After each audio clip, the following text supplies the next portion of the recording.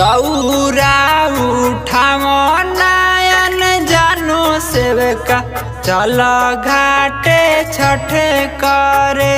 चल घाटे छठ करे।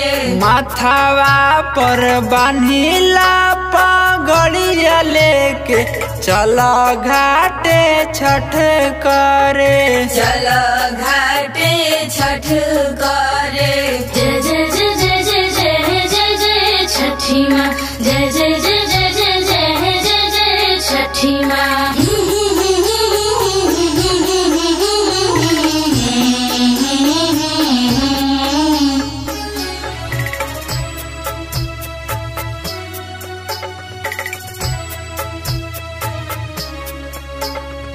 भीड़ बड़ी लागल बड़ुए अरग के बेर हो, तब काहे घर में करत बानी देर हो।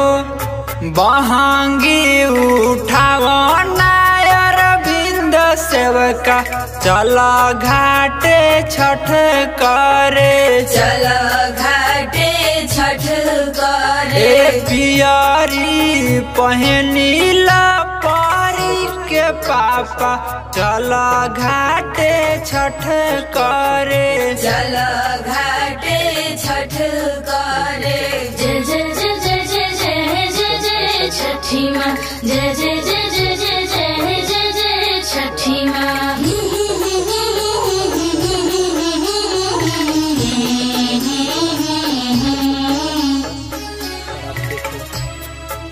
कमेंट करके जरूर बताएं कि ये बैकग्राउंड कैसा है और आपको किस तरह का बैकग्राउंड वीडियो चाहिए। बड़ा भाग मिलल बाटे सुखी परिवार हो, दुलारी छठिया मैया आइले दुआर हो। दौरा सजावो नानी तब सेवका चल घाटे छठ करे। चल घाटे छठ करे। दौरा उठावो नयन जानो सेवका चल घाटे छठ करे। चल घाटे छठ करे। माथावा पर बान्हिला पगड़िया लेके चल घाटे छठ करे। चल घाटे छठ करे। जय जय जय जय जय जय जय जय छठी माँ। जय जय जय जय जय जय जय जय छठी माँ।